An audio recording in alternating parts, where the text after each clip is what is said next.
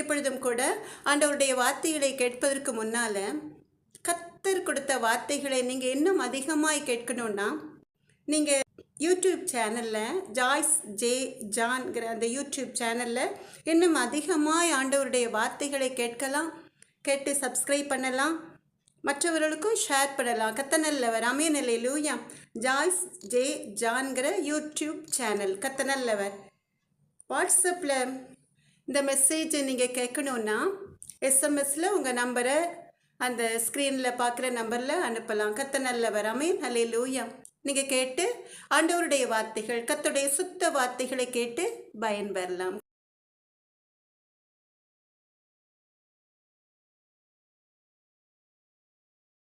எனக்கு அன்பான தேவ ஜனமே, இஸ்ரவேலின் பெருமந்தையே, 2024 வருடம் செப்டம்பர் மாதம் வரைக்கும் நமக்கு பாதுகாப்பை தந்து, ஜீவனை தந்து, நம்முடைய தேவைகளை சந்தித்து நமக்கு எல்லாமாயிருந்த நம் தேவாதி தேவனாகிய கர்த்தர் அக்டோபர் மாதமும் நம்மை கரம்பிடித்து வழிநடத்தி செல்வதற்காக அவருடைய சமூகத்திலே அவர் கொடுக்கிற வார்த்தைகளை கேட்டு அதன்படி நடக்க நாம் ஆயத்தப்பட்டு கொண்டிருக்கிறோம்.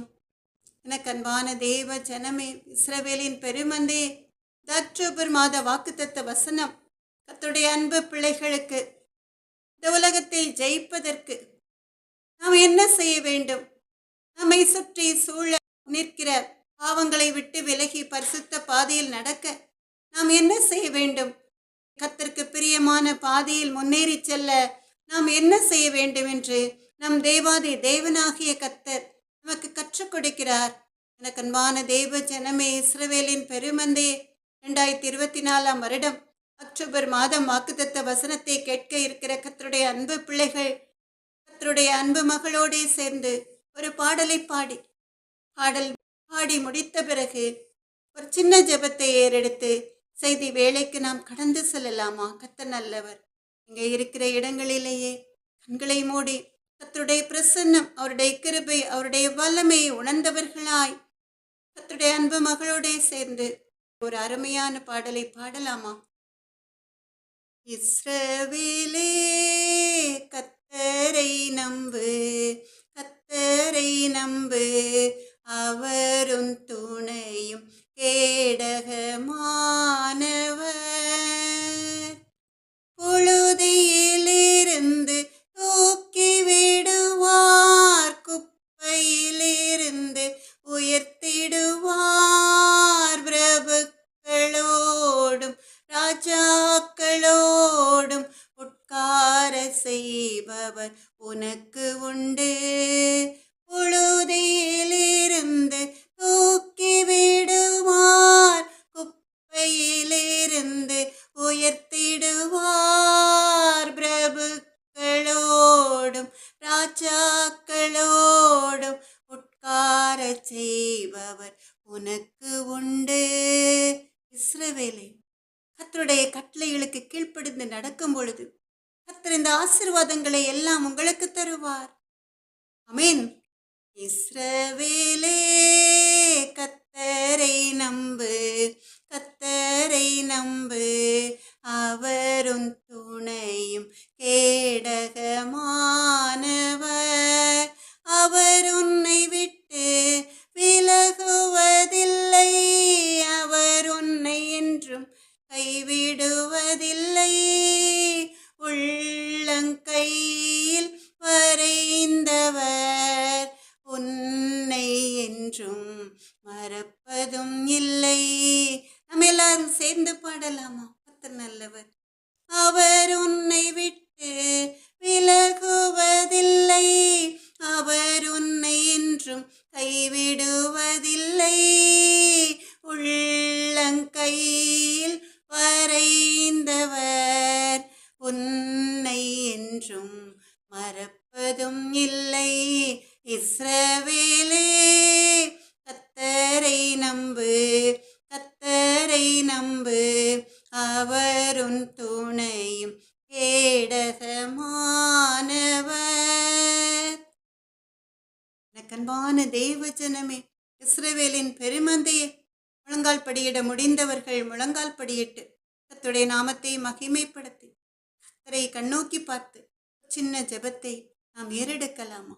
இரக்கமும் மனதுருக்கமும் நீடிய சாந்தமும் கிருபையுமுள்ள எங்கள் அன்பு நல்ல தகப்பனே, நான் என் வார்த்தையை உன் வாயிலே அருளி என் கரத்தின் நிழலினால் உன்னை மறைக்கிறேன் சொன்ன தேவாதி தேவனாகிய கர்த்தாவே, உடைய வார்த்தைகளை உடைய அடிமைக்கு கொடுத்து என்னை மறைத்து நீங்க வெளிப்படுங்க ராஜா. பயப்படாமல் பேசும், மௌனமாயிராதே. இந்த பட்டணத்தில் எனக்கு அநேக ஜனங்கள் உண்டுன்னு சொன்ன தேவாதி தேவனாகிய கர்த்தாவே, அப்பா எங்கள் அன்பு நல்ல தகப்பன், இந்திய தேசத்தில் உள்ள அத்தனை பட்டணங்களிலும் உள்ள ஜனங்கள் உடைய நாமத்தை மகிமைப்படுத்தும்படிக்கு, ரட்சிப்பின் பாதையில் நடக்கும்படிக்கு, பரிசுத்த பாதையில் முன்னேறி செல்ல கர்த்தர் நீர் போதித்து வழிநடத்துங்க ராஜா. அப்பா மக்கு கொடானுடைய சோத்திரம்.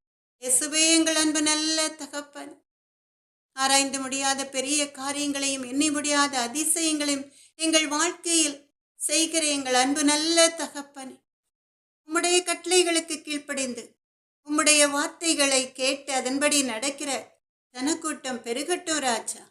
இயேசுவே எங்கள் அன்பு நல்ல தகப்பன், பேசுகிறவர்கள் நீங்கள் அல்ல, உங்கள் பிதாவின் ஆவியானவர் சொன்ன தேவாதி தேவனாகிய கர்த்தாவை, என்னை மறைத்து நீங்க வெளிப்படுங்க ராஜா. அப்பிரயோஜனமான அடிமை இயேசுவின் நாமத்தாலே ஜெபத்தேர் எடுக்கிறேன் எங்கள் அன்பு நல்ல தகப்பனே. நன்றி ராஜாதி ராஜாவே. எனக்கு அன்பான தேவ ஜனமே, இஸ்ரவேலின் பெருமந்தே, இந்த நாளிலும் கூட நம் தேவாதி தேவனாகிய கர்த்தருடைய அன்பு பிள்ளைகளுக்கென்று, இஸ்ரவேலின் பெருமந்தைகளுக்கென்று அக்டோபர் மாத வாக்குத்தத்த வசனமாய் கொடுத்த வேத வசனம் ஓசியா 13வது அதிகாரம் 9வது வசனம். ஓசியா 13வது அதிகாரம் 9வது வசனம்.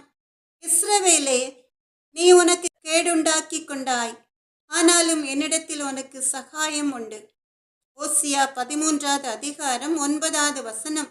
வேதத்தை திறந்து நம்ம எல்லாரும் சேர்ந்து வாசிக்கலாமா? இஸ்ரவேலே, நீ உனக்கு கேடுண்டாக்கி கொண்டாய், ஆனாலும் என்னிடத்தில் உனக்கு சகாயம் உண்டு. எனக்கு அன்பான தேவ ஜனமே, இந்த மாதம் கர்த்தர் கொடுத்த வேத வசனம் கர்த்தருடைய அன்பு பிள்ளைகளை கர்த்தருடைய வருகைக்கு ஆயத்தமாகும்படி சொல்கிறது. ஆனாலும் கர்த்தருடைய வருகை கர்த்தருக்கு மாத்திரமே தெரியும், இல்லையா? அமேன். சுனாமி வந்த பொழுது கர்த்தருடைய வருகைக்கு அடையாளம் என்றார்கள். கொரோனா என்ற உலகத்தை அச்சுறுத்திய நோய் வந்த பொழுது கர்த்தர் உலகத்தை அழிக்கப் போகிறார் என்று சொன்னார்கள். அப்படி நடக்கவில்லை. கொஞ்ச வருடங்களுக்கு முன்பாக உலகம் அழியப் போகிறது என்று CD வெளியிட்டார்கள். அதுவும் நடக்கவில்லை. ஏன், இஸ்ரவேல் காசா யுத்தம் ஆரம்பித்த பொழுது கர்த்தருடைய வருகை 3ஆம் உலகப் போர் வரப்போகிறது என்றெல்லாம் பெரிய தீர்க்கதரிசிகள் சொன்னார்கள். அதுவும் நடக்கவில்லை. கர்த்தருடைய வருகைக்கு தாமதம் ஏன்? அதற்கு பதில்தான் இந்த மாத வாக்குத்தத்தம். எனக்கு அன்பான தேவ ஜனமே, ஓசியா 13வது அதிகாரம் 9வது வசனம். இஸ்ரவேலே, நீ உனக்கு கேடுண்டாக்கி கொண்டாய், ஆனாலும் என்னிடத்தில் உனக்கு சகாயம் உண்டு என்று சொல்லி, இஸ்ரவேலே, நீ இன்னும் மனம் திரும்பவில்லை. நான் உனக்கு எவ்வளவோ காலங்கள் வருடங்கள் கொடுத்தாலும் நீ முற்றிலுமாய் என் பட்சம் திரும்பவில்லை. எனக்கு பிரியமில்லாத பாவங்களை நீ செய்கிறாய். நான் அருவருக்கிற பாவ சேற்றில் விழுந்து கிடக்கிறாய். நீ திருந்த மாட்டாயா என்று காத்திருக்கிறேன். ஏன்னா என்னிடத்தில் உனக்கு சகாயம் உண்டு. நான் உன்னை நேசிக்கிறேன். நீ மனம் திரும்புவதற்காக, நீ என்னை சந்திக்க ஆயத்தமாவதற்காக, நான் உனக்கென்று வைத்திருக்கிற ஜீவ கிரீடத்தை நீ பெற்றுக்கொள்வதற்காக என்னுடைய வருகை தாமதமாகிறது என்று நம் தேவாதி தேவனாகிய கர்த்தர் மன வேதனையுடன் சொல்கிறார். கர்த்தாவே, உமது கூடாரத்தில் தங்கி வாழ்பவன் யார்? குடியிருப்பவன் யார்? உத்தமனாய் தினம் நடந்து நீதியிலே நிலை நிற்பவன், மனதார சத்தியத்தையே தினம்தோறும் பேசுபவனே. கர்த்தாவே, உமது கூடாரத்தில் தங்கி வாழ்பவன் யார்?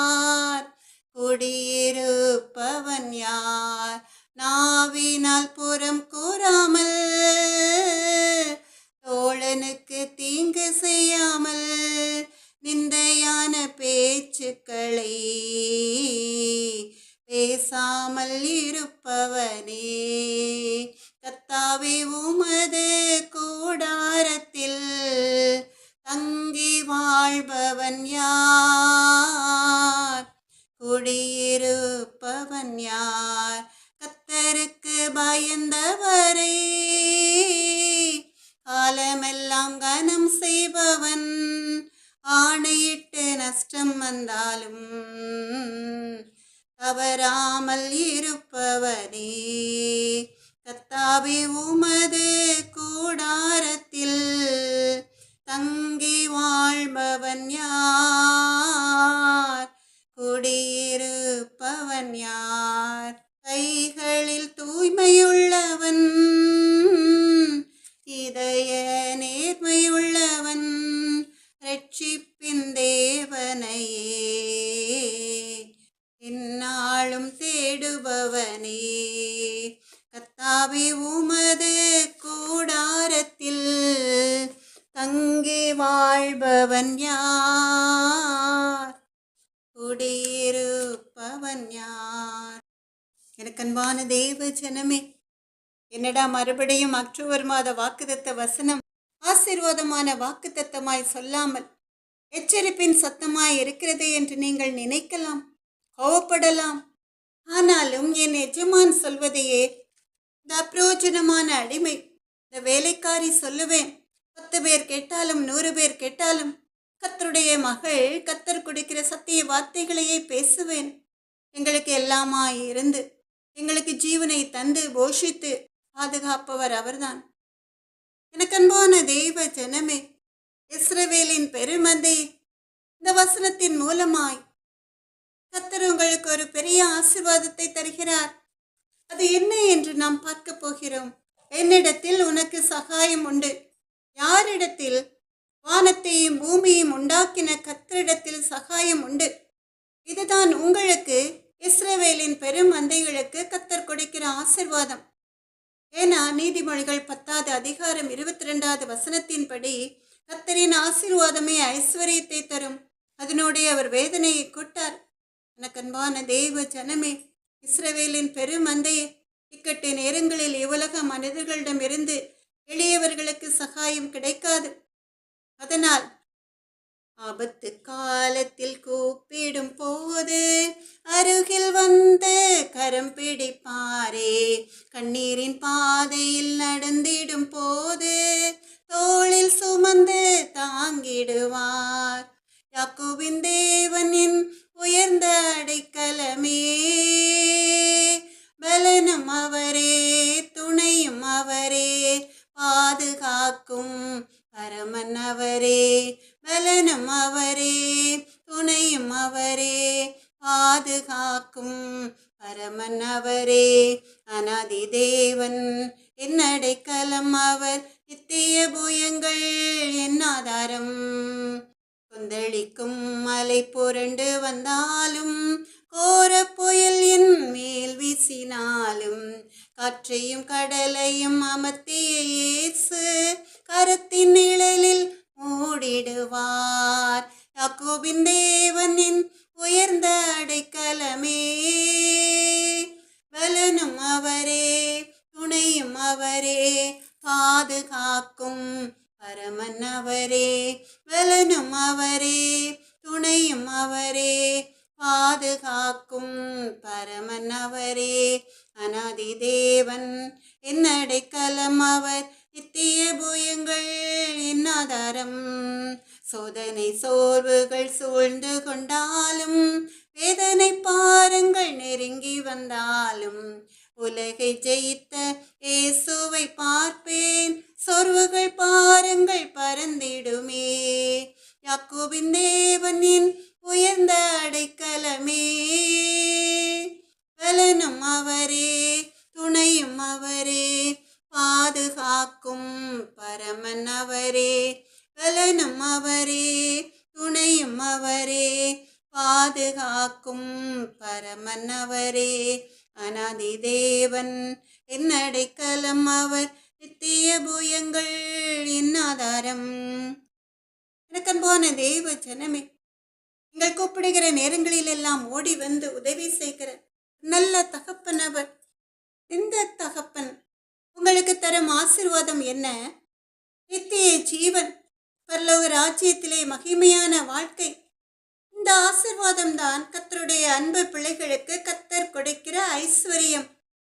இந்த கர்த்தரின் ஆசீர்வாதம் உங்களுக்கு ஐஸ்வர்யத்தை தரும். அதனோடு அவர் வேதனையை கூட்டார்.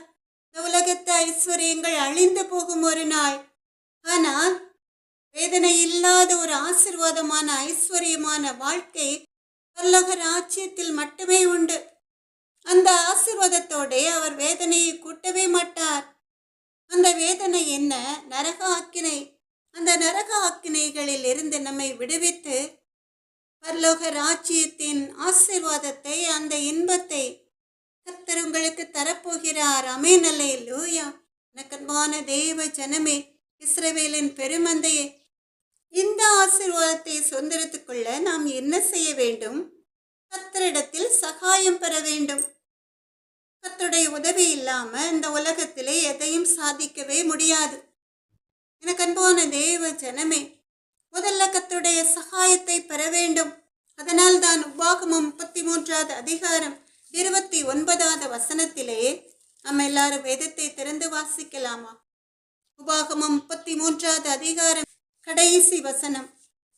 அதிலே மோசே இஸ்ரவேல் ஜனங்களை பார்த்து சொல்கிறார், இஸ்ரவேலே, நீ பாக்கியவான். கர்த்தரால் ரட்சிக்கப்பட்ட ஜனமே, உனக்கு ஒப்பானவன் யார்? உனக்கு சகாயம் செய்யும் கேடகமும் உனக்கு மகிமை பொருந்திய பட்டயமும் அவரே. உன் சத்துருக்கள் உனக்கு இச்சகம் பேசி அடங்குவார்கள், அவர்கள் மேடுகளை மிதிப்பாய் என்று சொல்கிறார். எனக்கன்பான தேவ ஜனமே, அருமையான ஒரு வேத வசனம். இஸ்ரவேலே, நீ பாக்கியவான். கர்த்தரால் ரட்சிக்கப்பட்ட ஜனமே, உனக்கு ஒப்பானவன் யார்? உனக்கு சகாயம் செய்யும் கேடகமும் உனக்கு மகிமை பொருந்திய பட்டயமும் அவரே. உன் சத்துருக்கள் உனக்கு இச்சகம் பேசி அடங்குவார்கள், அவர்கள் மேடுகளை மிதிப்பாய் என்று சொல்லி மோசே சொல்கிறார். எனக்கன்பான தேவ ஜனமே, இஸ்ரவேலை நீ கேடுண்டாக்கி கொண்டாய் சொன்ன தேவன், ஆனாலும் என்னிடத்தில் உனக்கு சகாயம் உண்டு என்று சொல்கிறார். அதனால் இந்த இஸ்ரவேல் ஜனங்கள், இஸ்ரவேலின் பெருமந்தைகள் தங்களுடைய பாவங்களை விட்டு விலகி கர்த்தர் காட்டுகிற பரிசுத்த பாதையில் நடக்கும் பொழுது அவர்கள் பாக்கியவான்களாய் இருப்பார்கள். அவர்களுக்கு ஒப்பான ஜனங்கள் இந்த உலகத்தில் யாரும் கிடையாது என்று சொல்லும் அளவுக்கு கர்த்தரால் ஒரு மேன்மையை பெறுவார்கள். ஏன்னா இந்த உலகத்தில் உள்ள சத்துருக்கள், அவருடைய எதிரிகள் அவர்களுக்கு விரோதமாய் பேச மாத்திரமே முடியும். ஆனால் அவர்களிடமிருந்து இஸ்ரவேல் ஜனங்களை, தம்முடைய பிள்ளைகளை காப்பாற்றுவது நம் தேவாதி தேவனாகிய கர்த்தர். அவரே அவர்களுக்கு சகாயம் செய்யும் கேடகமாயிருப்பார். எந்த தீங்கும் அண்டாதபடிக்கு பாதுகாப்பார். மகிமை பொருந்திய பட்டயமாயிருப்பார். அப்ப இப்படிப்பட்ட சகாயம் எல்லாம் எப்பொழுது இஸ்ரவேலின் பெருமந்தைகளுக்கு, கர்த்தருடைய அன்பு பிள்ளைகளுக்கு கிடைக்கும்? அவர்கள் கர்த்தருக்கு நடுங்கிற பயத்தோடு தங்கள் பாவங்களை விட்டு விலகியோடி கர்த்தருடைய கட்டளைகளுக்கு கீழ்ப்படிந்து நடக்கும் பொழுது மாத்திரம்தான் கர்த்தருடைய இரக்கம் அவர்களுக்கு கிடைக்கும். அப்பொழுதுதான் அவர் அவர்களை பாதுகாக்கிற, அவர்களுக்கு சகாயம் செய்கிற ஒரு கேடகமாயிருப்பார். அவருடைய மகிமை அவர்களை மூடிக்கொள்ளும். அந்த மகிமை என்ற பட்டயத்துக்குள்ளே அவர்களை மூடி மறைத்து பாதுகாப்பார் நம் தேவாதி தேவனாகிய கர்த்தர். இப்படிப்பட்ட ஆசீர்வாதம் இந்த அக்டோபர் மாதம் கர்த்தருடைய அன்பு பிள்ளைகளுக்கு கிடைக்க இருக்கிறது. இதை காட்டிலும் பெரிய ஆசீர்வாதம் வேறு என்ன உண்டு? எனக்கு அன்பான தேவ ஜனமே, இஸ்ரவேலின் பெருமந்தையே, அப்ப இந்த சகாயத்தை நாம் பெற வேண்டும் என்றால் ஓசியா 14வது அதிகாரம் 1வது வசனத்தின்படி, இஸ்ரவேலே, உன் தேவனாகிய கர்த்தரிடத்தில் திரும்பு, நீ உன் அக்கிரமத்தினால் விழுந்தாய் என்று கர்த்தர் சொல்கிறார். ஓசியா 14வது அதிகாரம் 1வது வசனத்தின்படி, இஸ்ரவேலே, உன் தேவனாகிய கர்த்தரிடத்தில் திரும்பு, நீ உன் அக்கிரமத்தினால் விழுந்தாய் என்று கர்த்தர் சொல்கிறார். இஸ்ரவேல் ஜனங்கள் பாவத்திலே, பாவ படுகொலியிலே மூழ்கி கிடக்கும் பொழுது கர்த்தர் அவர்களை பார்த்து சொல்கிறார், நீ உன் அக்கிரமத்தினால் கீழே தள்ளப்பட்டாய். ஆனாலும் கூட நீ என்னிடத்தில், உன் தேவனாகிய கர்த்தரிடத்தில் மனம் திரும்பி அவரை நோக்கி வந்தால் அவரிடத்தில் உனக்கு சகாயம் உண்டு என்று கர்த்தர் சொல்கிறார். எனக்கு அன்பான தேவ ஜனமே, இஸ்ரவேலின் பெருமந்தையே, அன்று மோசே மூலமாய் தேவன் இஸ்ரவேல் ஜனங்களுக்கு அநேக அற்புதங்களை செய்தார். இப்போ இருக்கிற வடகொரிய தேசத்து ஜனங்கள் அந்த தேசத்து அதிபரிடம் அடிமைகளாய் இருப்பது போல இஸ்ரவேல் ஜனங்கள் பார்வோனிடம் அடிமைகளாயிருந்தார்கள். கர்த்தர் அவர்களை பார்வோனிடமிருந்து விடுவித்தார். விடுவித்தது மாத்திரமல்ல, வனாந்தரத்திலே அவர்களை போஷித்து அவர்கள் தாகத்தை தீர்த்து, உபாகமம் 1வது அதிகாரம் 31வது வசனத்திலே சொன்னது போல, ஒரு மனிதன் தன் பிள்ளையை சுமந்து கொண்டு போவது போல நீங்கள் இவ்விடத்திற்கு வருகிற வரைக்கும் நடந்து வந்த வழிகள் எல்லாவற்றிலும் உங்கள் தேவனாகிய கர்த்தர் உங்களை சுமந்து கொண்டு வந்ததை கண்டீர்களே என்று மோசே சொன்னது போல அவர்களை நடத்தினார். உபாகமம் 1வது அதிகாரம் 31வது வசனம். ஒரு மனிதன் தன் பிள்ளையை சுமந்து கொண்டு போவது போல நீங்கள் இவ்விடத்திற்கு வருகிற வரைக்கும் நடந்து வந்த வழிகள் எல்லாவற்றிலும் உங்கள் தேவனாகிய கர்த்தர் உங்களை சுமந்து கொண்டு வந்ததை கண்டீர்களே என்று மோசே சொன்னது போல இஸ்ரவேல் ஜனங்களை கர்த்தர் வழி நடத்தினார். எனக்கு அன்பான தேவ ஜனமே, இஸ்ரவேலின் பெருமந்தையே, சிறு பிள்ளையே, ஒரு தகப்பன் தோளை சுமந்து கொண்டு போவான். எப்படி தோளை சுமந்து கொண்டு போவான்? புரட்டத்தனமாக அல்ல, பத்திரமாய் அன்பாய் அரவணைத்து தூக்கி தோளில் சுமந்து கொண்டு அவன் எந்த இடத்திற்கு செல்ல வேண்டுமோ அந்த இடத்திற்கு பத்திரமாய் குட்டி கொண்டு போவான். அப்படித்தான் நம் தேவாதி தேவனாகிய கர்த்தர் ஒரு தகப்பன் தன் பிள்ளையை சுமப்பது போல இஸ்ரவேல் ஜனங்களை தோளில் சுமந்து கொண்டு வந்து கானான் தேசத்தை சொந்தரிக்க செய்தார். ஆமென், அல்லேலூயா. வழிகளில் நிறைய பாடுகள் அவர்களுக்கு, நிறைய எதிரிகள் அவர்களுக்கு. ஆனாலும் கூட அந்த எதிரிகள் அவர்களை தாக்காதபடிக்கு பாதுகாத்து, பகலிலே மேக ஸ்தம்பமாய் இரவிலே அக்கினி ஸ்தம்பமாய் இருந்து வனாந்தர பாதையிலே அவர்களை பத்திரமாய் வழிநடத்தின தேவன் அவர். ஆனால் இஸ்ரவேல் ஜனங்களுக்கு ஒரு பெயர் உண்டு. இங்க எல்லாருக்கும் தெரிந்திருக்கும், வணங்கா கழுத்துள்ள ஜனம் என்று. கர்த்தர் கூட அவர்களுக்கு வைத்த பெயர் அதுதான். அந்த ஜனம் வணங்கா கழுத்துள்ள ஜனம் என்று. பொதுவாக ஒரு கஷ்டப்பட்ட மனிதனுக்கு நீங்கள் உதவி செய்தால் எல்லாரும் அப்படி இருக்க மாட்டார்கள். ஆனால் சிலர் அந்த உதவிகளை உங்களிடமிருந்து பெற்றுக்கொண்டு அவர்கள் ஒரு நல்ல ஸ்தானத்திற்கு வரும் பொழுது உங்களை அவர்கள் சட்டை பண்ணவே மாட்டார்கள். ரொம்ப அசட்டை பண்ணுவார்கள். வேட்டுமை எண்ணத்தோடு சுற்றி திரிவார்கள். அதை போலதான் இஸ்ரவேல் ஜனங்கள் கர்த்தர் செய்த நன்மைகளை எல்லாம் மறந்தார்கள். இஸ்ரவேல் ஜனங்களை அவர்களின் அடிமைத்தன நுகத்தை முறித்து அவர்களுக்கு கானான் தேசத்தை சுதந்திரிக்க கொடுக்க நினைத்த பிறகும் கூட அவர்கள் பொன்னால் ஒரு கன்றுக்குட்டியை செய்து அதை தெய்வமாக வழிபட்டார்கள். இப்படி கர்த்தர் அருவருக்கிற காரியங்களை இஸ்ரவேல் ஜனங்கள் செய்ததினால்தான் கர்த்தருடைய கோபம் அவர்கள் மேல் மூண்டது. அதனால்தான் கர்த்தர் சொல்கிறார், இஸ்ரவேலை நீ உனக்கு கேடுண்டாக்கி கொண்டாய் என்று, ஆனாலும் என்னிடத்தில் உனக்கு சகாயம் உண்டு என்று சொல்கிறார். எனக்கு அன்பான தேவ ஜனமே, இஸ்ரவேலின் பெருமந்தையே, அக்டோபர் மாத வாக்குத்தத்த வசனம் கர்த்தருடைய அன்பு பிள்ளைகளுக்கு மாத்திரமல்ல, இஸ்ரவேலின் பெருமந்தைகளாகிய இஸ்ரவேலின் ஜனங்களுக்கும் கூட ஒரு எச்சரிப்பின் சத்தமாய் வருகிறது. ஓசியா 13வது அதிகாரம் 9வது வசனத்தின்படி கர்த்தர் இஸ்ரவேலில் வாசம் பண்ணுகிற இஸ்ரவேல் ஜனங்களை பார்த்து சொல்கிறார், இஸ்ரவேலை நீ உனக்கு கேடுண்டாக்கி கொண்டாய், ஆனாலும் என்னிடத்தில் உனக்கு சகாயம் உண்டு என்று சொல்லி, எனக்கு அன்பான தேவ ஜனமே, இஸ்ரவேலின் பெருமந்தை, இஸ்ரேல் தேசத்தின் இராணுவ வீரர்கள் அவர்களுக்கு விரோதமாய் எழும்பி இருக்கிற தேசங்களுக்கு விரோதமாய் யுத்தம் பண்ணி கொண்டிருப்பது உங்களுக்கு நன்றாக தெரிந்திருக்கும். இஸ்ரேல் ஜனங்களுக்கு விரோதமாய் எழும்பின தீவிரவாதிகளை, இஸ்ரேல் தேசத்தை அழிக்க நினைத்த எதிரிகளை அவர்கள் முறியடிக்க யுத்தத்தை செய்து கொண்டிருக்கிற வேளையிலே காசா நகரத்திலே அப்பாவி ஜனங்கள் அநேகம் பேர் கொல்லப்பட்டார்கள். சிறு குழந்தைகள், அப்பா அப்பாவி பெண்கள் கூட மரித்து போயிருக்கிறார்கள். எனக்கு அன்பான தேவ ஜனமே, இஸ்ரவேலின் பெருமந்தையே, லெபனானிலே யுத்தம் நடப்பதற்கு முன்பாக இஸ்ரேல் ஒரு எச்சரிப்பை கொடுத்தாலும் கூட அங்கேயும் தங்கி வாசம் பண்ணுகிற அப்பாவி ஜனங்கள் வேறெங்கும் செல்ல முடியாத ஒரு சூழ்நிலையில் கொஞ்ச மணி நேரத்திற்குள்ளாக அவர்கள் அந்த தேசத்தை விட்டு வெளியே செல்ல முடியாத ஒரு சூழ்நிலையில் அகப்பட்டு கொண்டிருக்கிறதுனால அங்கேயும் கூட அநேகம் பேர் மடிந்து போயிருக்கிறார்கள். இதனால் தான் கர்த்தர் பதறி சொல்கிறார். அப்பாவி ஜனங்கள் கொல்லப்படுவதை பார்த்து அவர் வேதனைப்படுகிறார். கர்த்தர் இறக்கும் மன உருக்கும் நீடிய சாந்தமும் கிருபையும் அன்புமுள்ள ஒரு தேவன். தாவீது ராஜா யுத்தத்திற்கு செல்கிற நேரங்களில் எல்லாம் கர்த்தர் அவனுக்கு கூட துணையாக இருந்தார். அவன் கூட சென்று யுத்தத்தை நடத்தியவர் கர்த்தர். தாவீது யுத்தத்திற்கு சென்று எதிரிகளை முறியடிக்கிற வேளையிலே தனக்கு உதவி செய்தவர்களை பார்த்து நீங்கள் விலகி போய்விடுங்கள் என்று முன்கூட்டியே எச்சரித்ததினால அவர்கள் தங்களை பாதுகாத்துக் கொண்டார்கள். ஆனால் இங்கே இஸ்ரேல் தேசம் அப்பாவி ஜனங்களை எச்சரித்திருந்தாலும் கூட அநேக பயங்கரவாதிகளை கொல்வதற்காக அவர்கள் அப்பாவி ஜனங்களையும் பாதுகாக்க முடியாதபடி அவர்களையும் அவர்கள் தண்டித்திருக்கிறார்கள்.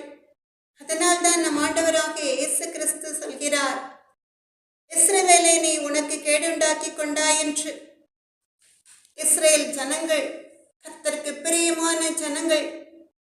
உபாகமம் 33வது அதிகாரம் 29வது வசனத்திலே நீங்கள் பார்க்கலாம்.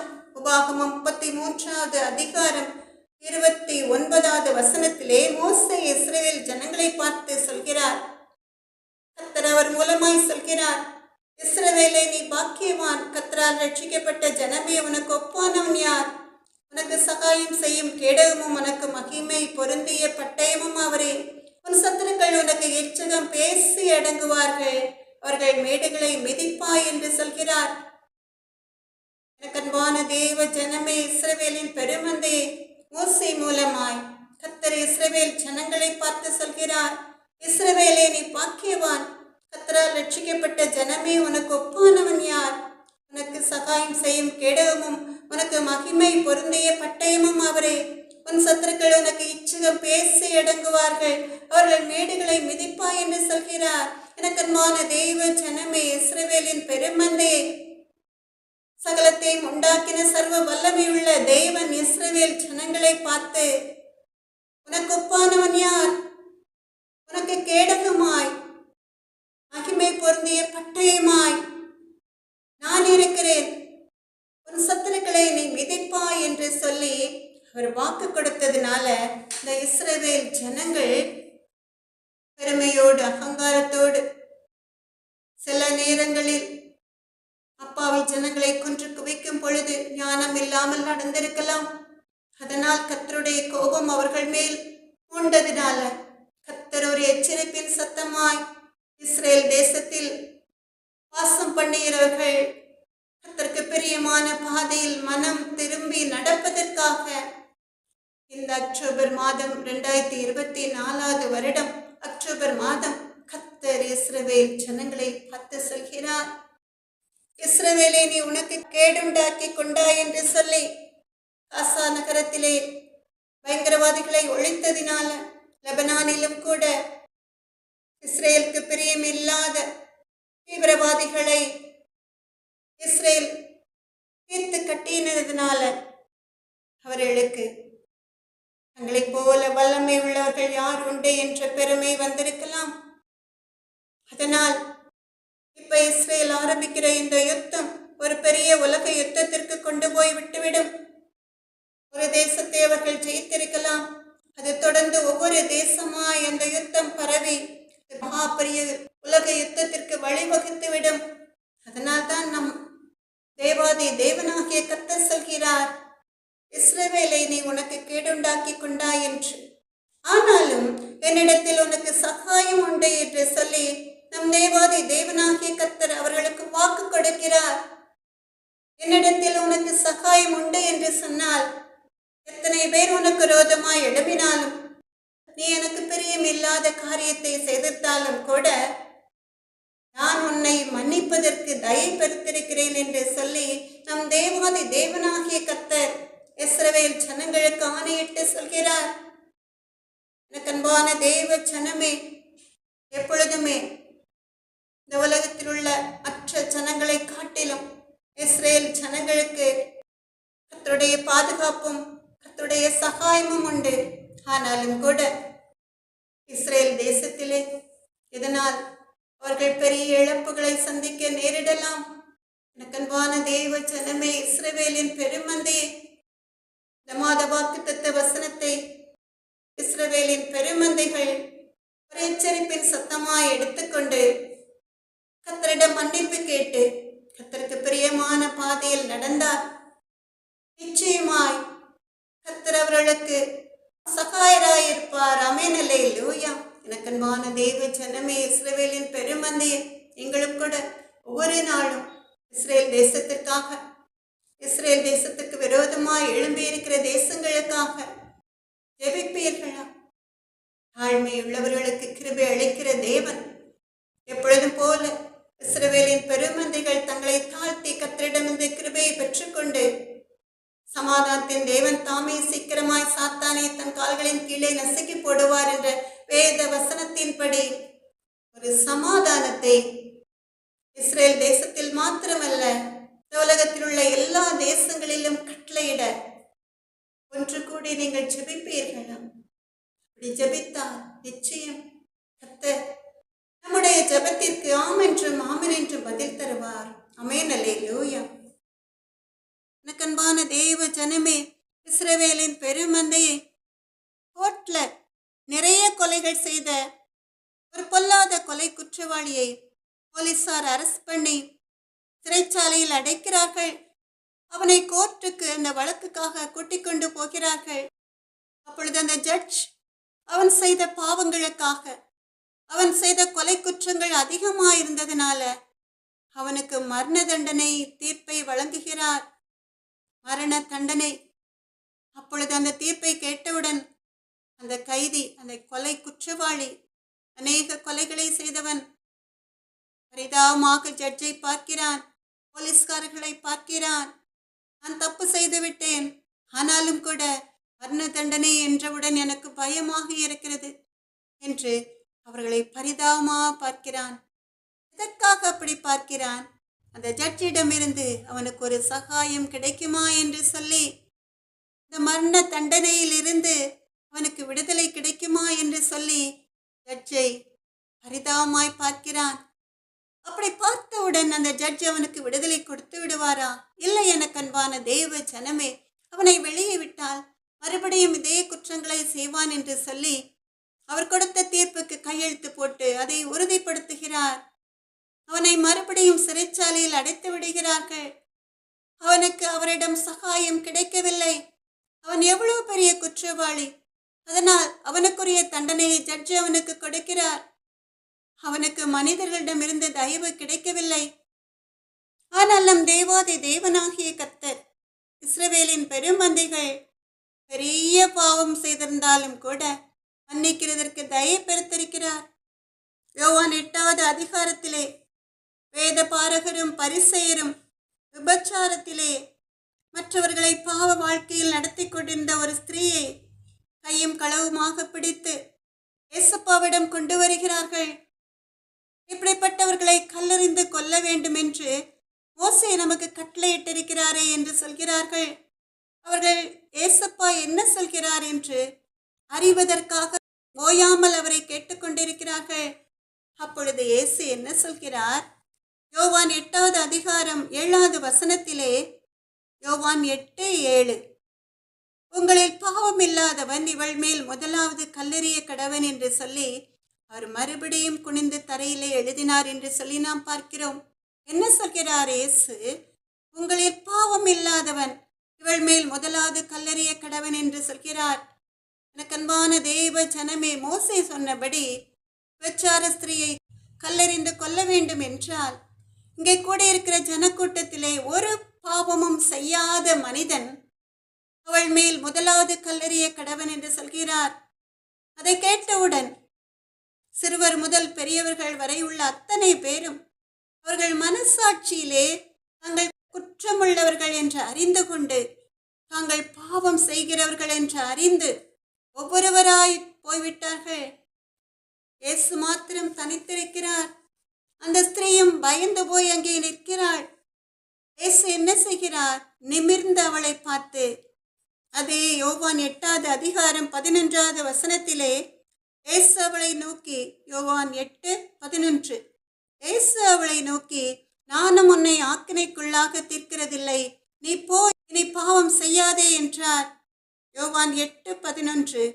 இயேசு அவளை நோக்கி, நானும் உன்னை ஆக்கினைக்குள்ளாக தீர்க்கிறதில்லை, நீ போய் நீ பாவம் செய்யாதே என்றார் என்று சொல்லி அவளை அனுப்பிவிடுகிறார். எனக்கன்பான தேவ ஜனமே, இஸ்ரவேலின் பெருமந்தே, அந்த பாவத்திலே உழன்று கொண்டிருந்த அந்த ஸ்திரீக்கு நம் இயேசு மகாராஜா ஆக்கினை தீர்ப்பு வழங்காமல் அவளை மன்னித்து அவளுக்கு அவரிடம் சகாயம் கிடைத்ததினால் நீ போ, இனி பாவம் செய்யாமல் இரு என்று கட்டளையிடுகிறார். எனக்கன்பான தேவ ஜனமே, பாவிகளை மீட்டு ரட்சிக்க வந்த தேவனிடமிருந்து மாத்திரம்தான் சகாயம் கிடைக்கும், மனிதருக்கு மன்னிப்பு கிடைக்கும், உதவி கிடைக்கும். வேற எந்த ஒரு மனிதனிடமிருந்து தப்பு செய்த மனிதனுக்கு தண்டனை கிடைக்குமே தவிர மன்னிப்பு கிடைக்காது. ஆமென், அல்லேலூயா. எனக்கன்பான தேவ ஜனமே, இஸ்ரவேலின் பெருமந்தே, எண்ணாகமம் 24வது அதிகாரம் 1வது வசனத்திலே, எண்ணாகமம் 24வது அதிகாரம் 1வது வசனம், அங்கே பிலேயாம் சொல்கிறான், இஸ்ரவேலை ஆசீர்வதிப்பதே கர்த்தருக்கு பிரியம் என்று. எண்ணாகமம் 24வது அதிகாரம் 1வது வசனத்திலே பிலேயாம் சொல்கிறான், இஸ்ரவேலை ஆசீர்வதிப்பதே கர்த்தருக்கு பிரியம் என்று. இப்படி சொல்வதை காட்டிலும் இஸ்ரவேலை நேசிப்பதே கர்த்தருக்கு பிரியம் என்று சொல்லலாம். எனக்கு அன்பான தேவ ஜனமே, அதனால் தான் கர்த்தர் உங்கள் பாவங்களுக்கு, உங்கள் அக்கிரமங்களுக்கு, உங்கள் மீறுதல்களுக்கு தண்டனை கொடுக்காமல் அவர் தாமே உங்களுடைய பாவங்களுக்காக, உங்கள் மீறுதல்களுக்காக, உங்கள் அக்கிரமங்களுக்காக சிலுவையை சுமந்து வெற்றி சிறந்தார். அத்தனை பாவங்களையும் அவர் ஏற்று அந்த வேதனைகளின் மூலமாய் அந்த பாவத்திலிருந்து உங்களுக்கு விடுதலை கொடுத்தார். ஆமென், அல்லேலூயா. அதனால்தான் கர்த்தர் உங்களுக்கு சகாயராயிருக்கிறார். இஸ்ரவேல் என்றால் இஸ்ரவேலில் பிறந்தவர்கள் மாத்திரமல்ல, கர்த்தருடைய நாமம் தரிக்கப்பட்டு கர்த்தரால் மீட்கப்பட்டவர்கள், கர்த்தருக்கு பிரியமானவர்கள். அதனால்தான் கர்த்தர் இஸ்ரவேலை தப்பு செய்தாலும் அவர்களை சிட்சித்து ரட்சிக்கிறவராயிருக்கிறார். இப்பொழுதும் கூட கர்த்தருடைய அன்பு பிள்ளைகளை பார்த்து அப்படிதான் சொல்கிறார், நீ அநேக பாவங்களை செய்திருக்கிறாய், நீ கேடு செய்கிற மனிதனாயிருக்கிறாய், ஆனாலும் கூட உனக்கு என்னிடத்தில் சகாயம் உண்டு என்று சொல்லி எரேமியா 3வது அதிகாரம் 12வது வசனத்திலே, எரேமியா 3வது அதிகாரம் 12வது வசனத்திலே கர்த்தர் சொல்கிறார், சீர்கெட்ட இஸ்ரவேலை திரும்ப என்று கர்த்தர் சொல்கிறார், நான் உங்கள் மேல் என் கோபத்தை இறங்க பண்ணுவதில்லை, நான் கிருபையுள்ளவர் என்று கர்த்தர் சொல்கிறார், நான் என்றைக்கும் கோபம் வைக்க மாட்டேன் என்று. எரேமியா 3வது அதிகாரம் 12வது வசனம், சீர்கெட்ட இஸ்ரவேலை திரும்ப என்று கர்த்தர் சொல்கிறார், நான் உங்கள் மேல் என் கோபத்தை இறங்க பண்ணுவதில்லை, நான் கிருபையுள்ளவர் என்று கர்த்தர் சொல்கிறார், நான் என்றைக்கும் கோபம் வைக்க மாட்டேன் என்று நம் தேவாதி தேவனாகிய கர்த்தர் சொல்கிறார். இஸ்ரவேல் ஜனங்களை பார்த்து கர்த்தர் சொல்கிறார், கர்த்தருடைய சகாயத்தை பெற வேண்டும் என்றால் பாவத்திலே உழன்று கொண்டிருக்கிற இஸ்ரவேலே, நீ மனம் திரும்பு, நான் உன்மேல் என்றைக்கும் கோபம் வைக்க மாட்டேன், நான் உங்கள் மேல் என் கோபத்தை இறக்கப் போவதில்லை, நான் இரக்கமும் மனதுருக்கமும் நீடிய சாந்தமும் கிருபையுள்ள தேவன் என்று சொல்கிறார். எனக்கு அன்பான தேவ ஜனமே, எவ்வளோ அன்பான தேவன் அவர். அவர் மன்னிக்கிறதற்கு தயை பெருத்த தேவன். அவருடைய கோபம் ஒரு நிமிடம், அவருடைய தயவோ நீடிய வாழ்வு. சாயங்காலத்திலே அழுகை தங்கும், விடிய காலத்திலே களிப்புண்டாகும். ஆமென், அல்லேலூயா. ஒரு நிமிடம்தான் அவருடைய கோபம், அவருடைய தயவு உங்களுடைய ஆயுசு நாட்களை உங்களுக்கு கூட்டி கொடுக்கும். சாயங்காலத்திலே அழுகிறீர்கள் என்றால் பொழுது சாய்ந்து விடியற்காலம் பிறக்கும் முன்பாகவே உங்கள் வாழ்க்கையிலே ஒரு மகிழ்ச்சி உண்டாகும், சந்தோஷம் உண்டாகும். ஆமென், அல்லேலூயா. அதுதான் இந்த அக்டோபர் மாதம் உங்களுடைய வாழ்க்கையில் நடக்கப் போகிறது. ஆமென். எப்பொழுது நீங்கள் மனம் திரும்பி கர்த்தரை உங்கள் சொந்த இரட்சகராய் ஏற்றுக்கொண்டு அவர் காட்டுகிற வழிகளில் நடக்கும் பொழுது, ஆமென், அல்லேலூயா. கண்மான தேவ ஜனமே, இஸ்ரவேலின் பெருமந்தையே, ஒரு சவுலை பவுலாக மாற்றிய தேவனவர். சவுல் கர்த்தருக்கு பிரியமில்லாத காரியங்களை செய்கிறான். கர்த்தரை தங்கள் சொந்த இரட்சகராய் ஏற்றுக்கொண்ட சகோதர சகோதரிகளை அவன் பிடித்து கட்டி அவர்களை கொலை செய்யும் அளவுக்கு அவன் துணிகிறான். அப்படிப்பட்ட பாவியாய் அவன் இருக்கிறான். அப்பொழுதுதான் நம் தேவாதி தேவனாகிய கர்த்தர் அந்த சவுலை பார்த்து, சவுலை சவுலை, நீ என்னை ஏன் துன்பப்படுத்துகிறாய் என்று அவனை பார்த்து சொல்கிறார். அதற்கு அவன், அப்போஸ்தலர் 9வது அதிகாரம் 5வது வசனத்திலே நீங்கள் வாசித்து பார்த்தீர்கள் என்றால், அப்போஸ்தலர் 9:5, அதற்கு அவன், ஆண்டவரே நீர் யார் என்றான். அதற்கு கர்த்தர், நீ துன்பப்படுத்துகிற இயேசு நானே, முள்ளில் உதைக்கிறது உனக்கு கடினமாம் என்று சொல்கிறார். எனக்கு அன்பான தேவ ஜனமே, இஸ்ரவேலின் பெருமந்தையே, கர்த்தரை துன்பப்படுத்துகிற மனிதனாய் சவுல் இருந்தான். ஆனாலும் கூட அவன் அப்படிப்பட்ட கேடான காரியத்தை செய்தாலும் கூட கர்த்தர் அவனை மன்னிக்கிறவராய், அவரை மன்னிக்கிறதற்கு தயை பெருத்து அவனுக்கு சகாயம் செய்ய நினைத்து அவனை ஒரு பவுலாய் மாற்றுகிறார். பவுலாய் மாற்றினது மாத்திரமல்ல, எங்கேயோ அட்ரஸ் இல்லாமல் கொல்லாதவனாய், மக்களால் வெறுக்கப்பட்டவனாய் இருந்த சவுலை ஒரு பவுலாய் மாற்றி அவன் மூலமாய் அநேக அற்புதங்களையும் அடையாளங்களையும் செய்து அந்த பவுலை ஜனங்கள் நேசிக்கும்படி செய்கிறார். யாரால் செய்ய முடியும்? எந்த ஒரு மனிதனாலும் இப்படி செய்ய முடியுமா?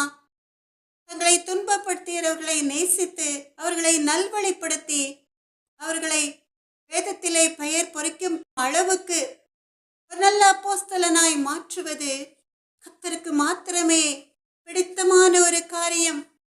மனிதர்களுக்கு அது கஷ்டமான காரியம். அன்பான தேவ ஜனமே, அதனால நீங்கள் ஒன்றை மாத்திரம் நினைவில் வைத்துக் கொள்ளுங்கள். நம்ம ஏசப்பா நீங்க தப்பு செய்யும் பொழுது கோவப்பட்டாலும் உங்களை மன்னிக்கிறதற்கு அவர் தயை பெருத்திருக்கிறார் என்று. அவர் உங்களிடம் வாஞ்சிக்கிற காரியம் ஒன்றை ஒன்றுதான், கர்த்தர் அருவரைக்கிற பாவங்களை நீங்கள் செய்யக்கூடாது என்று, நீங்கள் கர்த்தரிடத்தில் திரும்ப வேண்டும் என்று, கர்த்தருடைய வருகைக்கு ஆயத்தமாகும்படியாய் உங்கள் பாவங்களை விட்டொழித்து பரிசுத்த பாதையில் நடக்க வேண்டும் என்று கர்த்தர் விரும்புகிறார். யாத்ராகமம் 20வது அதிகாரம் 23வது வசனத்திலே கர்த்தர் சொல்கிறார், நீங்கள் எனக்கு ஒப்பாக வெள்ளியினாலே தெய்வங்களையும் பொன்னினாலே தெய்வங்களையும் உங்களுக்கு உண்டாக்கவே வேண்டாம் என்று. யாத்ராகமம் 20வது அதிகாரம் 23வது வசனத்திலே கர்த்தர் சொல்கிறார். இஸ்ரவேல் ஜனங்களை பார்த்து, நீங்கள் எனக்கு ஒப்பாக வெள்ளியினாலே தெய்வங்களையும் பொன்னினாலே தெய்வங்களையும் உங்களுக்கு உண்டாக்கவே வேண்டாம் என்று. இதுதான் கர்த்தர் உங்களிடம் எதிர்பார்க்கிற காரியம். ஆனால் கர்த்தரை அறிந்த தேவனுடைய பிள்ளைகளை விக்கிரகங்களை செய்து அந்த விக்கிரகங்களை வழிபட்டு அவைகளுக்கு முதலிடம் கொடுத்து வழிபடுவது இப்பொழுது அநேக இடங்களில் நடந்து கொண்டிருக்கிற ஒரு காரியம். அது கர்த்தருக்கு பிரியமில்லாத ஒரு காரியம். கர்த்தர் உங்களை பார்த்துதான் கட்டளையிட்டிருக்கிறார், எனக்கு ஒப்பாக தெய்வங்களை உண்டாக்க வேண்டாம் என்று சொல்லி. கர்த்தருடைய கட்டளைகளுக்கு கீழ்ப்படிவது, விக்கிரகாராதனையை விட்டு கர்த்தரை மெய்யான தெய்வம் என்று ஏற்றுக்கொண்டு அவரை சொந்த இரட்சகராய் ஏற்று மனம் திரும்பி கர்த்தருக்கு பிரியமான பாதையில் நடப்பது கர்த்தர் உங்களிடம் எதிர்பார்க்கிற ஒரு காரியம். கர்த்தரை அறிந்த தேவனுடைய பிள்ளைகளே, பல பாவ பழக்க வழக்கங்களுக்கு அடிமையாகி கிடைக்கிற ஒரு காலகட்டத்தில் நாம் வாழ்ந்து கொண்டிருக்கிறோம். அதனால்தான் கர்த்தர் சொல்கிறார், இஸ்ரவேலே நீ உனக்கு கேடு உண்டாக்கி கொண்டாய் என்று சொல்லி நரகாக்கினைக்கு உங்களை தப்புவித்துக் கொள்ள வேண்டும் என்றால் பாவ படுகொலியிலிருந்து நீங்கள் எழுந்திருக்க வேண்டும். இந்த பாவங்களை உதறிவிட்டு பரிசுத்தமாய் நீங்கள் ஜீவிக்க வேண்டும். எனக்கு அன்பான தேவ ஜனமே, இஸ்ரவேலின் பெருமந்தி, இந்த அக்டோபர் மாதம் கர்த்தர் உங்களிடம் எதிர்பார்க்கிற ஒரே ஒரு காரியம் ஒன்றை ஒன்றுதான். குடி, போதை, கெட்ட பழக்க வழக்கங்கள், பல அருவருப்புகள், டிவி மூலமாய், செல்போன் மூலமாய், கம்ப்யூட்டர் மூலமாய், இன்னும் பல உபகரணங்கள் மூலமாய் வருகிற அந்த அசுத்தங்களுக்கு, அந்த அருவருப்பான காரியங்களுக்கு விட்டு விலகி கர்த்தர் காட்டுகிற பரிசுத்த பாதையில் நீங்கள் நடக்க வேண்டும். உங்கள் பெற்றோரை கனம் பண்ண வேண்டும். பெற்றோர்களை முதியோர் இல்லங்களில் சேர்த்து விடக்கூடாது. சொத்துக்காக பெற்றோர்களை கொலை செய்யக்கூடாது. பாவத்திற்கு அடிமையானதுனால பெற்ற பிள்ளைகளையே தாய்மார்கள் கொல்லக்கூடாது. ஊழியங்களை சுகபோக ஜீவியத்திற்காக நடத்தக்கூடாது. கர்த்தருக்கு வேண்டியது பரிசுத்தம், ஐஸ்வர்யமும் கனமும் கர்த்தருடைய கரத்திலிருந்து வருகிறது என்பதை உணர்ந்து அவருக்கு நடுங்குகிற பயத்தோடு ஜீவிக்க வேண்டும். அப்பொழுதுதான் கர்த்தர் உங்களுக்கு இந்த மாதம் என்றென்றைக்கும் அழிவில்லாத பரலோக ராஜ்யத்தின் ஆசீர்வாதத்தை உங்களுக்கு தருவார். அதற்கு நீங்கள் ஆயத்தமாக வேண்டும். எனக்கன்பான தேவ ஜனமே, இஸ்ரவேலின் பெருமந்தையே, இப்பொழுது நீங்க நினைக்கலாம், இந்த உலகத்து ஆசீர்வாதமே எங்களுக்கு போதும் என்று. வயநாட்டில் நடந்த நிலச்சரிவு உங்க எல்லாருக்கும் தெரிந்திருக்கும். அந்த நிலச்சரிவுக்கு முன்பாக அநேக அன்பு பிள்ளைகள் நல்ல ஐஸ்வர்யத்தோடு நல்ல வீட்டிலே நல்ல சுகபோகமாய் ஜீவித்திருப்பார்கள். ஆனால் நிலச்சரிவு வரும் என்று அவர்களுக்கு தெரியாது. ஒரு நொடி பொழுதுல அவர்கள் சேர்த்து வைத்த ஐஸ்வர்யம், செல்வம், கனம் எல்லாம் அழிந்து போனது. அவர்கள் ஜீவன் தப்பி பிழைக்க கூட முடியவில்லை. எனக்கு அன்பான தேவ ஜனமே, இவை எல்லாவற்றையும் கேள்விப்பட்ட பிறகும் கூட நிலையான ஆசீர்வாதம் என்ன என்று நீங்கள் அறிந்து அந்த நிலையான ஆசீர்வாதத்தை சுதந்திரித்துக் கொள்ள வேண்டும் என்று இந்த அக்டோபர் மாதத்திலே கர்த்தர் உங்களுக்கு போதித்து வழிநடத்த நினைக்கிறார். ஏன்னா கர்த்தருடைய வருகை சமீபமாயிருக்கிறது. கர்த்தருடைய வருகை கர்த்தருக்கு மாத்திரமே தெரியும் என்றாலும் கூட கர்த்தர் வருகைக்குரிய அடையாளங்கள் நிறைய நடந்து கொண்டிருக்கிறது. அதனால் நாம் ஆயத்தமாக வேண்டும். எனக்கு அன்பான தேவ ஜனமே, இஸ்ரவேலின் பெருமந்தையே, ஒரு இடத்திலே ஒரு மீட்டிங் நடக்கிறது. அந்த மீட்டிங்கிற்கு அநேக ஜனங்கள் வருகிறார்கள். அவர்கள் எல்லாரும் ஒன்று கூடி நிற்கிற வேளையிலே அந்த மீட்டிங்கை நடத்துகிற ஒரு ஐஸ்வர்யவான் அந்த ஜனங்களை பார்த்து சொல்கிறான், உங்களுக்கு என்ன வேண்டும்? வைரம் வேண்டுமா? வைடூரியம் வேண்டுமா? சொத்து வேண்டுமா? ஐஸ்வர்யம் வேண்டுமா? வீடு வேண்டுமா? இன்னும் பல ஐஸ்வர்யங்களை காட்டி கேட்கிறான். இவையெல்லாம் வேண்டுமா? அல்லது வயநாடு போன்ற நிலச்சரிவிலே இந்த வீடெல்லாம் அழிந்து போகாதபடிக்கு ஒரு நல்ல இடத்திலே அழிந்து போகாத அருமையான ஒரு வாசஸ்தலம் உங்களுக்கு வேண்டுமா என்று, ஒரு வீடு உங்களுக்கு வேண்டுமா என்று அந்த ஐஸ்வர்யவான் அந்த மீட்டிங்கிற்கு வந்த ஜனங்களை பார்த்து கேட்கிறான். அப்பொழுது அவர்கள் என்ன சொல்வார்கள்? மதி கெட்டவர்கள், அவசர புத்தி உடையவர்கள், ஐஸ்வர்யம் தான் எங்களுக்கு வேண்டும், ஒரு வீட்டை வைத்து நாங்கள் என்ன செய்ய முடியும்? அந்த ஐஸ்வர்யத்தை கொண்டு பல நிலையான வீடுகளை நாங்கள் கட்டிக்கொள்ளலாம் என்று சொல்வார்கள். அப்பொழுது அந்த ஐஸ்வர்யவான் சொல்வான், மற்ற வீடுகளை காட்டிலும் இந்த வீடு புயல் வந்தாலும், சுனாமி வந்தாலும், நிலநடுக்கம் வந்தாலும், பூகம்பம் வந்தாலும் அழியாத ஒன்று என்று சொல்வான். அம்பானி, அதானி வீடுகள் போன்று அவர்கள் அப்படித்தானே கட்டியிருக்கிறார்கள் என்று சொல்கிறார்கள். பூகம்பம் வந்தாலும், நிலநடுக்கம் வந்தாலும் அவர்கள் கட்டியிருக்கிற வீடு அழியாத வீடு என்று சொல்கிறார்கள். அப்படி அவன் சொல்லும் பொழுது ஞானவான்கள், எங்களுக்கு மற்ற ஐஸ்வர்யங்கள் எல்லாம் வேண்டாம், இந்த நிலையான வீடு மாத்திரமே போதும் என்று சொல்வார்கள். அவன் உடனே சந்தோஷப்பட்டு அந்த வீட்டை அவர்களுக்கு கொடுப்பான். அவர்கள் மகிழ்ந்து சந்தோஷமாய் திரும்பி செல்வார்கள். எனக்கு அன்பான தேவ ஜனமே, இஸ்ரவேலின் பெருமந்தையே, நம் தேவாதி தேவனாகிய கர்த்தரும் கூட உங்களை பார்த்து அப்படிதான் கேட்கிறார். உங்களுக்கு இந்த உலகத்திலே அழிந்து போகிற ஐஸ்வர்யம் வேண்டுமா? அல்லது அழிவில்லாத நிலையான பரலோகத்தில் இருக்கிற என்றென்றைக்கும் அழிவில்லாத அந்த நித்திய வாசஸ்தலம் வேண்டுமா என்று சொல்லி கேட்கிறார். நீங்கள் என்ன சொல்ல வேண்டும்? எங்களுக்கு அந்த பரலோக ராஜ்யத்தின் நிலையான நித்திய ஜீவனுள்ள அந்த வாசஸ்தலம் தான் வேண்டும் என்று சொல்ல வேண்டும். இந்த உலகத்து ஐஸ்வர்யங்கள் ஒரு நாள் மண்ணோடை மண்ணாக அழிந்து போகும். நீங்கள் கேள்விப்படுகிறீர்கள். ஆனாலும் கேள்விப்பட்டாலும் கூட மனம் திரும்பாமல் இருக்கிறீர்கள்.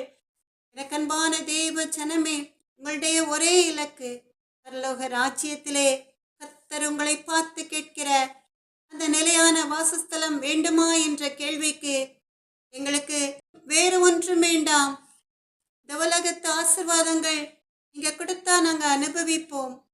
அதை காட்டிலும் மேலான ஆசீர்வாதம் பரலோக ராஜ்யத்திலே உள்ள நிலையான வாசஸ்தலத்தில் உள்ள நித்திய ஜீவன் என்று கர்த்தரிடம் நீங்கள் சொல்ல வேண்டும். அதற்கு நீங்கள் ஆயத்தமாக வேண்டும். இந்த செய்தியை ஒரு எச்சரிப்பின் சத்தமாய் எடுத்துக்கொண்டு கர்த்தருடைய வருகைக்கு கர்த்தருடைய அன்பு பிள்ளைகள், இஸ்ரவேலின் பெருமந்தைகள் ஆயத்தமாக வேண்டும். நீங்கள் ஆயத்தமாவதோடு மாத்திரமல்ல, கர்த்தரை அறியாத ஜனங்களையும் ஆயத்தப்படுத்த வேண்டும். அப்படி செய்வீர்களா எனக்கு அன்பான தேவ ஜனமே, இஸ்ரவேலின் பெருமந்தையே?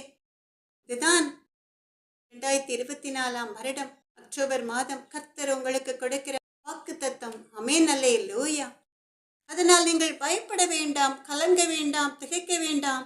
ஏசாயா 41 அதிகாரம் 10 வசனத்திலே கர்த்தர் சொல்கிற வேத வார்த்தைகளை உங்களை பார்த்து சொல்கிறார். ஏசாயா 41:10, நீ பயப்படாதே, நான் உன்னுடனே இருக்கிறேன். திகையாதே, நான் உன் தேவன். நான் உன்னை பலப்படுத்தி உனக்கு சகாயம் பண்ணுவேன். என் நீதியின் வலது கரத்தினால் உன்னை தாங்குவேன் என்று சொல்லி ஏசாயா 41 அதிகாரம் 10 வசனம். நீ பயப்படாதே, நான் உன்னுடனே இருக்கிறேன். திகையாதே, நான் உன் தேவன். நான் உன்னை பலப்படுத்தி உனக்கு சகாயம் பண்ணுவேன். என் நீதியின் வலது கரத்தினால் உன்னை தாங்குவேன் என்று. கண்பான தேவ ஜனமே, இப்படி உங்களை பாதுகாக்கிற, உங்களை பலப்படுத்தி உங்களுக்கு சகாயம் பண்ணுகிற, உங்களை தம்முடைய நீதியின் வலது கரத்தினால் தாங்குகிற கர்த்தர் உங்களை தொடர்ந்து நடத்துவார். சங்கீதம் 48:14 வசனத்தின்படி இந்த தேவன் என்றென்றைக்கும் உள்ள சதா காலங்களிலும் நம்முடைய தேவன், மரண பரியந்தம் நம்மை நடத்துவார். ஆமென், அல்லேலூயா. எனக்கன்பான தேவ ஜனமே, இஸ்ரவேலின் பெருமந்தே, நம்ம எல்லாரும் சேர்ந்து ஒரு பாடலை பாடலாமா? அன்பின் தேவன் இயேசு உன்னை அழைக்கிறார். அவரின் குரலை கேட்ட பின்னும் தயக்கம் ஏன்? கல்வாரியின் மேட்டினில் கலங்கும் கர்த்தர் உண்டல்லோ. உன்னை எண்ணி உள்ளம் நொந்து அணைக்க இயேசு துடிக்கிறார். அன்பின் தேவன் இயேசு உன்னை அழைக்கிறார். மனிதர்கள் அன்பு மாறலாம், மறைவாக தீது பேசலாம். அன்பு காணா இதயமே, அன்பின் தேவனை அண்டிக்கொள். உன்னை எண்ணி உள்ளம் நொந்து அணைக்க இயேசு துடிக்கிறார். அன்பின் தேவன் இயேசு உன்னை அழைக்கிறார்.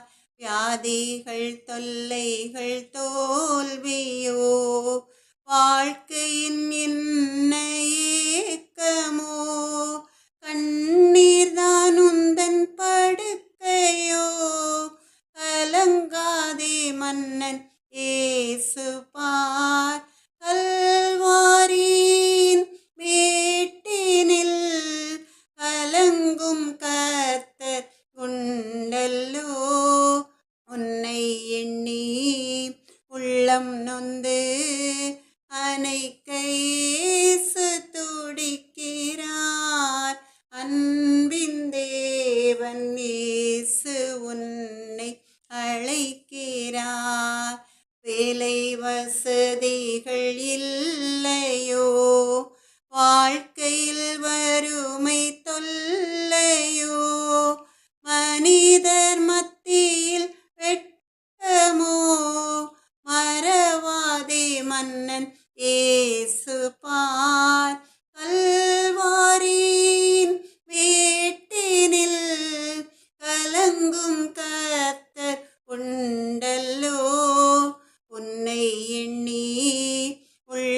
நொந்து அணைக்க இயேசு துடிக்கிறார்.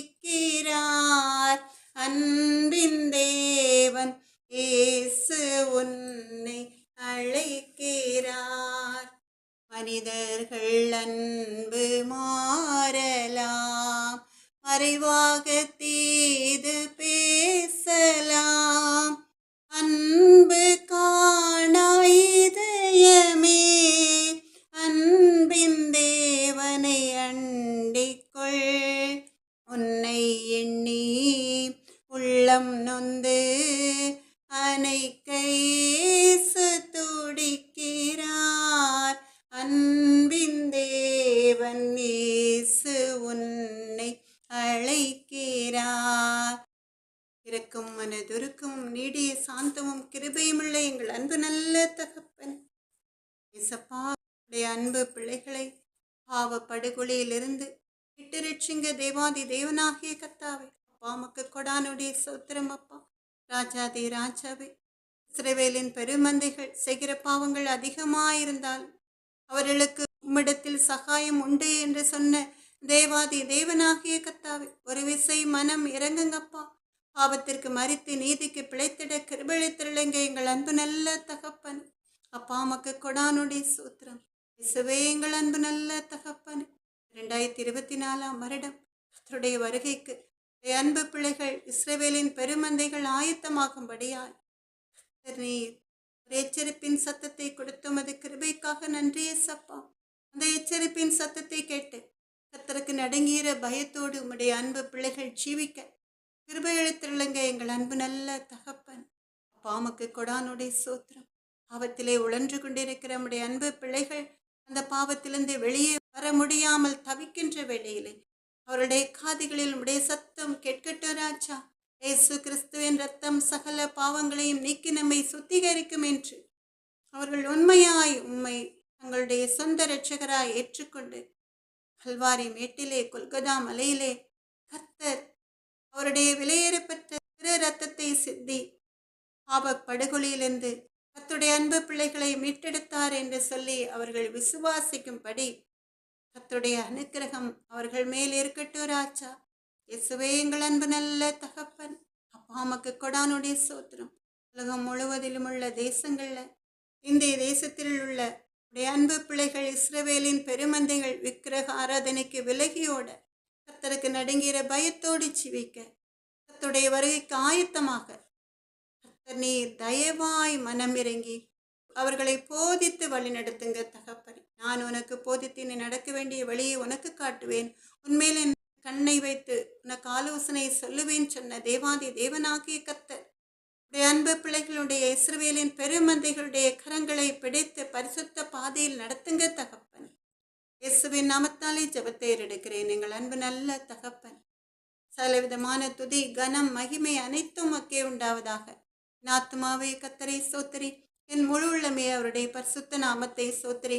நாத்துமாவே கர்த்தரை சோத்திரி, கர்த்தர் செய்த சகல உபகாரங்களையும் மறவாதே. ஆமென். அல்லேலூயா.